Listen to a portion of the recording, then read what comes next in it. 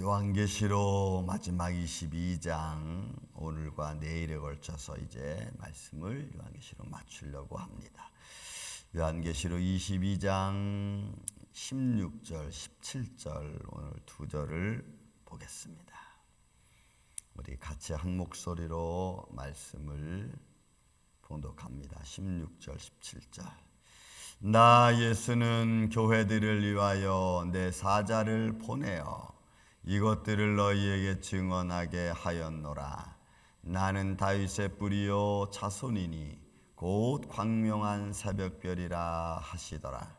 성령과 신부가 말씀하시기를 오라 하시는도다. 듣는 자도 오라 할 것이요 목마른 자도 올 것이요 또 원하는 자는 값없이 생명수를 받으라 하시더라. 아멘. 자, 여러분 이 16절부터 마지막 21절까지 있는 말씀은 한 절 한 절이 상당히 중요한 말씀들을 마침으로 지금 행하고 있는 말씀들인 것을 우리가 볼 수가 있습니다. 자, 먼저 오늘 16절. 나 예수는 여기서 놀라운 것은 지금까지는 밤모섬의 사도 요한이 보았고 또 들었고 또 그것에 관하여 천사들의 음성을 들었는데 이 16절은 직접 이제 예수님이 그 밤모섬의 사도 요한에게 선포하는 말씀인 것을 우리가 볼 수 있죠. 나 예수 아주 직접적으로 내가 누구라는 것을 증명하는. 여러분 여태까지 우리 공간복음을 통해서 공간복음에서도 예수님이 자기 이름을 자기 스스로 부른 적이 없고 그냥 인자는 이렇게 표현했죠. 인자라는 말을 썼는데 여기서는 예수라는 말을 써요. 나 예수는 직접적으로 아주 거론을 하는 것을 볼 수 있습니다. 그리고 말씀하시기를 교회들을 위하여. 여러분 이 교회들은 이 두 가지 의미가 항상 성도들의 모인 공동체, 모임의 공동체이기도 합니다. 그러니까 하나님을 찬양하는 성도들의 공동체. 그리고 또 개인적으로 말하면 우리 성전된 우리 개인의 삶을 말합니다. 왜 그러냐면 여러분 맨 마지막 21절에 주 예수의 은혜가, 해서 은혜라고 하는 것은 그레이스를 말하지 않고 카커스라는 말을 써가지고 여러분 이건 개인에게 베풀어준 은혜를 여기서 말하고 있어요. 그러니까 하나님께서 교회들에게 공동체로 주시는 또 어떤 일반적인 목적에서 하나님 그레이스 은혜를 베푸시는 그런 마음이 있고 그 다음에 개개인으로 주시는 하나님의 은혜가 또 있다는 것입니다. 그래서 이 교회들을 위하여라고 하는 이 말씀을 볼 때에는 우리의 삶 속에 하나님을 믿는 공동체를 그러니까 하나님은 온 세상에 하나님의 말씀이 그죠? 복음이 세상에 전파된 후에야 끝이 오리라 이렇게 말씀했죠. 그러니까 복음이 전파된 곳 어디든지 하나님의 교회가 있는 곳은 어디든지 그리고 그 교회를 위해서 오늘 나 예수는 하면서 말씀하기를 뭐라 그래요? 본문에 있는 말씀 보니까 내가 사자를 보내어 이것들을 너희 중에 증언하게 하셨다. 그러니까 내가 사자들을 보냈다. 그러니까 예수님이 예루살렘 성전을 바라보면서 아파했던 게 뭐예요? 여러분 암탉이 병아리를 품듯이 그죠? 하나님의 성도들을 품으려고 하나님께서 얼마나 많은 사도들을 보내고 또 선자들을 보내고 여러분 하나님 증거자들을 보냈습니까? 그런데 예루살렘 성전은 그렇게 온 하나님의 증거자들을 다 내쳤다는 거죠. 내쳤어요. 핍박하고. 그래서 그걸 바라보면서 예수님이 눈물을 흘렸던 겟세마네 동산의 예수님의 모습을 우리가 바라봅니다. 우리도 우리 마음속에 하나님의 의가 들어오고 하나님의 말씀이 내 마음속에 나를 좀 충격을 주고 그리고 나를 좀 바로 세우려고 그러면 혹시 내 욕심이 내 자존심이 그런 것들을 배척하지는 않았습니까? 여러분 이런 모습이나 내가 하나님 말씀이 들어올 때 내가 배척한 모습이나 예루살렘 성전에서 하나님 보낸 증거자들을 핍박하는 거나 여러분 same 똑같아. 이 다르잖아. 환경과 조건과 상황만 다를 뿐이지 내용은 여러분 똑같아. 그러니까 우리의 삶 속에 우리는 그런 내가 마음에 감동해서 이러면 안 되는데 내가 이러면 또 이러다 또 무슨 일 생기지 이렇게 마음이 감동해서 내가 좀 믿음으로 가려고 하는 것들도 우리가 좀 뒤로 미루고, 또 그런 생각하면 또 갑자기 또 무슨 급한 일이 또 생기는 것 같고 막 이래서 내가 믿음의 길을 걸어가지 못하게 하는 그런 환경과 상황들이 비일비재하게 많죠. 그러니까 이게 여러분 똑같은 거예요.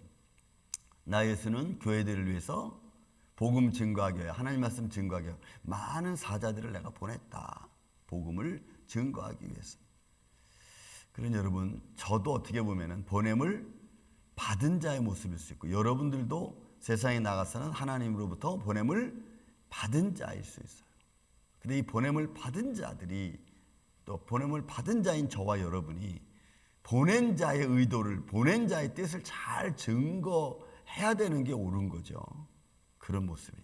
그래서 우리는 뭐 크든 작든 아무튼 하나님 앞에 서면은 내가 너를 선별하여 불렀다. 내가 너를 지명하여 불렀나. 너는 내 것이라. 라는 여러분 이사야 말씀처럼 그렇게 부름받은 우리가 다시 하나님부터 보내심을 받은 역할을 과연 나는 잘 감당했느냐라는 이런 모습으로 우리가 우리 스스로에게 던지는 질문이 될 수도 있습니다. 또 하나님 앞에 가면은 그것에 대한 계산이 있을 겁니다. 계산서가 우리한테 날라올 겁니다. 내가 너를 불렀고, 그리고 내가 너를 보냈는데, 부른 것에 대한 하나님의 은혜, 내가 너를 죄 가운데서 불러주었고, 많은 잘못된 가운데 내가 너를 불러주었고, 그리고 다 모든 걸 씻어주었고, 그 씻어서 내가 너를 다시 보냈는데, 이렇게 되는 거죠. 그러면 거기에 대한 내 역할, 이런 게 이제 하나님과 나와의 계산서로 남아 있는 겁니다. 자, 그리고 그렇게 말씀하신 나는, 그래서 예수님이 직접 스스로를 이렇게 표현하는 거예요. 다윗의 뿌리요 자손이니 곧 광명의 새벽별이라. 여러분, 이 말씀은 성경에 나와 있는 말씀을 이루려고 하신 말씀이죠. 여러분, 마태복음 1장 1절 아브라함과 다윗의 자손 예수 그리스도의 세계라 이렇게 말하잖아요. 그러니까 이런 말씀들은 성경의 말씀을 이루시기 위한 예수님의 선포이십니다. 여러분, 제자들이 그 겟세마네 동산에서 베드로가 칼을 빼가지고 그저 말구의 종의 길을 쳤을 때 예수님 하신 말씀이 뭐예요? 야, 내가 이렇게 하면은 성경에 이렇게 되리라고 한 말씀을 어떻게 이룰 수 있느냐 이렇게 말하죠. 그러니까 성경대로 선지자들이 말씀하신 대로 예수님은 사셔야 했습니다. 여러분, 이게 굉장히 중요한 겁니다. 왜냐하면 말씀의 권위를, 성경의 권위를 예수님도 인정하시고 말씀을 높이셨어요.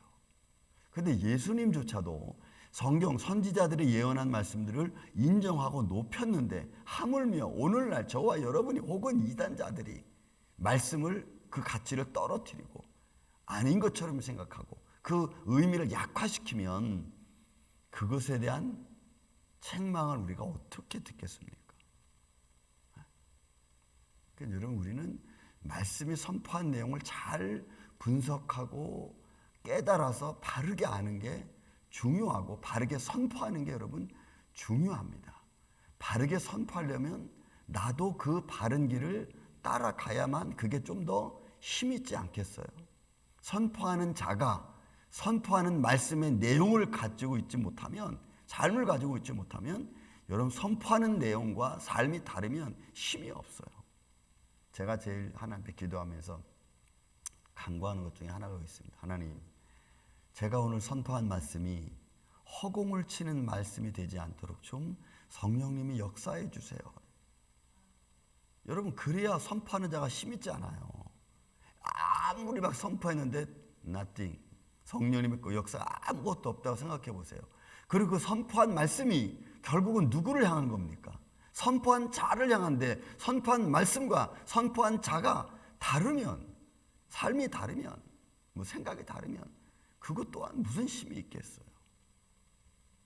그래서 여러분, 저든지 여러분든지 어떤 상황에서든지 여러분들이 예수 그리스도를 증거하고 선포하는 일이라면 그 말씀이 허공을 치는 말이 되지 않고 성령님의 감동으로 역사해지는 그런 능력의 말씀이 되기를 저 예수님의 이름으로 축원을 드립니다. 우리는 그게 우리의 힘이에요. 선포하는 자의 힘이고 담대함이고 용기입니다. 전 수시로 그 기도를 드려. 하나님, 오늘 저는 선포합니다. 성령님이 어떻게든지 역사해 주세요. 저 예수의 이름으로 손을 얹고 안수합니다. 성령님이 역사해 주세요. 우리가 무슨 힘이 있겠어요? 그렇다고 우리가 뭐 차력수를 하겠어요? 뭐 그런 건 아니잖아. 뭐 마술을 부리겠어요? 그런 거는 그건 금방 들통날리라서 조금만 있으면. 그러니까 성령님이 시시때때로 역사해 주셔야 돼요. 여러분, 이런 은혜가 여러분들 안에도 있기를 주의 이름으로 축원을 드립니다. 그래서 여러분들의 마음에 감동이 올 때마다 주님 도와주세요. 우리 가정 지켜주세요. 우리 자손 지켜주세요. 여러분, 이렇게 우리가 기도하고 나가는. 그러니까 나는 다윗의 뿌리요 자손이니 광명한 새벽가. 그러니까 더 이상 어떤 다른 말을 할 수가 없어요. 그러니까 여기까지 이 반모섬의 사도 요한에게 들려준 말씀이 다른 사사로운 뭐 유토피아적인 이런 내용이 아니라는 것을 우리는 딱 말씀을 통해서 알 수가 있는 것. 그 다음에 여러분 17절에 성령과 신부가 말씀하시기를 오라 하시기로. 여러분, 성령과 신부는 하나님의 거룩한 성령 대신 성령 하나님, 그리고 신부는 앞에서 쭉 우리가 말씀 보면은 예루살렘 성을 신부라고 했고, 왜 그랬어요? 예루살렘 성의 아름다움이 마치 신랑이 신부를 위하여 준비한 것 같다고 했잖아요. 그리고 또 이 신부의 의미는 또 여러 가지 의미 있죠. 우리들을 표현하기도 하고 또 예수 그리스도를 표현하기도 하고. 그러니까 이 신부의 의미가 결국은 성령과 신부가 말씀하시기를 했더니, 여러분, 이 말씀하신 자는 그냥 일반 사사로운 자의 말이 아닌 것을 우리가 알 수가 있는 거죠. 내용 문맥상 그렇게 우리가 볼 수밖에 없는 거예요. 오라 하시는도다. 그러니까 성령과 신부가 우리를 오라 했으니까 성부, 성자, 성령 하나님의 삼위일체 하나님, 거룩한 성 예루살렘의 주인 되시는, 보좌 되시는 예수 그리스도 오라. 어떤 자를 부르시느냐? 듣는 자도 오라. 여러분, 복음을 듣는 자 있죠. 제가 이 듣는다는 말, 그거 중요하다 그랬죠. 듣는 자 오라. 그러니까 여러분, 우리가 말씀을 듣고 핀잔을 주는 인생을 사는 사람들이 얼마나 많아요. 그죠? 복음 전하면 그래 핀잔 주는 사람, 들어도 아무 의미 없는 이런. 그런데 여러분, 그 말이 생명인 것을 모르기 때문에 여러분 그런 거잖아요. 여러분, 말씀 하나하나를 가만히 잘 보면은 우리는 모르기 때문에, 무지하기 때문에, 믿지 못하기 때문에 우리 삶 속에 엄청난 피해를 보는 거예요. 생명까지도 잃는 거죠. 여러분, 모세가 구리뱀 딱 들었을 때 보면 산다. 근데 안 봐. 그게 여러분 사람들의 마음이에요. 마음. 그래서 듣는 자도 오라, 목마른 자도 올 것이요. 그러니까 인생의 갈증을 느끼는 자. 결국 여러분, 우리의 인생의 문제를, 우리 삶의 문제를 주님이 해결해 주지 않으면, 주님께서 풀어주지 않으면 여러분, 우리는 그 고난 속에 있을 수밖에 없습니다. 그러니까 힘들면 힘들 만큼 우리가 부르짖을 수밖에 없죠. 내가 여러분 예레미야서 27장 보면, 29장도 보면은 내가 나를 찾고 찾으면 내가 만나주겠다. 여러분, 결국 세상은, 환경은 그런 하나님을 찾고 찾는 것에 대하여 자꾸 실망하게 만드는 것이 세상의 원리입니다. 오히려 찾고 찾으면 더 잘 될 것 같고 빨리 될 것 같은 그런 마음이죠. 아니, 있죠. 왜? 찾고 찾으면 하나님 만나주신다 했으니까. 근데 사람들은 찾고 찾다 보면 스스로 지치는 그런 마음을 여러분 마귀가 싹 스며들어줘요. 여러분, 이런, 저도 그런 걸 너무나 많이 느꼈고, 내가 이거 제대로 하는 건가? 왜? 지치면 그런 생각이 들어요. 근데 지친다고 해서 우리 인생이 끝나는 문제가 아니니까 또 붙드는 거죠.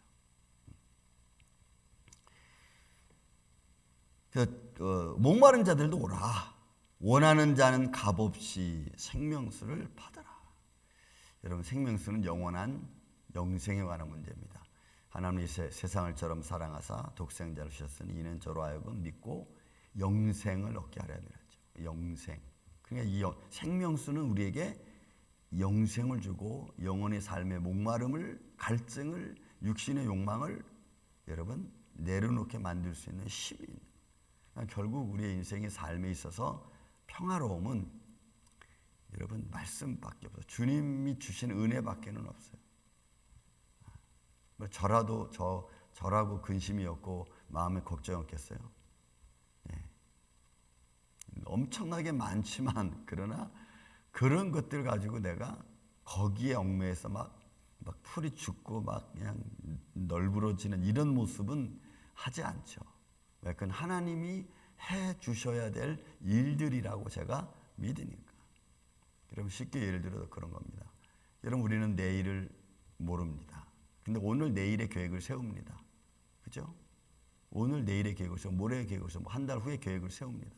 그냥 그날까지 내가 살 수 있을지 그날이 그렇게 될지 잘 몰라. 하지만 그날이 다가오면 내가 그때까지 살아있으면 내가 계획 세운 대로 하는 거고 그리고 하나님 인도해 주시는 거고. 그죠? 왜? 그거는 우리 생명을 하는 거기까지 연장시켜 줬다는 얘기는 할 수 있다고 하나님이 허락했다는 말씀 아니에요. 그죠? 그리고 그렇지 않으면 못하는 거죠. 우리는 어찌 보면 여러분 하루하루 그냥 살아가는 거예요. 오늘 이 아침에 저 여러분을 만나서 얘기하고 내일은 제가 이 아침에 여기 쓸지 안 쓸지 전 잘 모릅니다. 쓰게 되면 또 쓰는 거고 또 그러면 내게 맡겨진 일을 내가 또 잘 준비하는 거고 준비는 해놓되 결정은 하나님이 하시는 거예요. 그래서 여러분 이런 믿음의 마음을 갖고 있는 게 여러분 참 마음에 실망하지 않고 좌절하지 않는 그런 믿음의 마음이 아닌가. 그래서 여러분 오늘도 우리가 주님을 믿으면서 내일의 계획을 세우십시오. 그러나 그 길을 이루시는 이는 인도하시는 이는 하나님이셔야만 됩니다. 믿습니까 여러분? 그래서 하나님이 그를 인도해 주시면 여러분들 계획 세우는 것을 하나님이 여기까지 인도해 주셔서 이걸 하라고 하신 걸로 믿습니다 하고는 우리가 잘 준비하는 거예요. 또 안 될 수도 있죠. 내가 못하든 아니 상대방에서 못하게 하든. 그래서 그런 것들을 우리가 안 되면 또 이건 하나님 막으셨구나 또 이렇게 보고. 그래서 이런 그런 지혜로운 마음과 믿음의 마음이 잘 교차해서 여러분들이 실망과 좌절보다는 더 진취적이고 하나님의 손길을 의지하는 그래서 믿음으로 나아가는 이 아침에 저와 여러분이 되시기를 예수님의 이름으로 축원을 드립니다. 사랑과 은혜가 많으신 아버지 하나님 감사합니다. 주님께서 교회들을 위하여 하나님의 증거자들을 보내셨고 또 그 증거자들을 통해서 하나님이 누구신가를 선포하셨습니다. 그리고 성경에 기록된 말씀을 다 이루시기 위하여 성경대로 죽으시고 성경대로 부활하셨다고 또한 말씀으로 우리에게 들려주고 있습니다. 주는 모든 인생에 힘들고 갈증난 자들을 오라고 하셨습니다. 택함받은 자들 또 복음을 들은 자들 또 목마른 자들도 다 와서 생명수를 마시라고 했습니다. 주님 우리가 인생을 삶을 살아가면서 여러 가지 많은 어려움을 겪습니다. 또 원치 않는 일들도 또 계획해 놓은 것도 또 잘 되지 않을 때도 있습니다. 저는 어떤 상황이든지 주님 이루시는 이도 주님이시고 또 흩으시는 이도 주님이심을 믿습니다. 주님의 뜻 안에서만 이루어질 수 있도록 주님 역사하여 주시옵소서. 오늘도 우리가 해야 될 일이 있기에 오늘까지 우리에게 생명을 주신 줄로 믿사오니 오늘 하루도 또 복된 하루가 되게 하여 주시고 이 아침부터 잠드는 순간까지 하나님의 선하신 손길에 함께하는 복된 인생 되게 하여 주옵소서. 원하옵고 예수님 이름으로 기도하옵나이다. 아멘.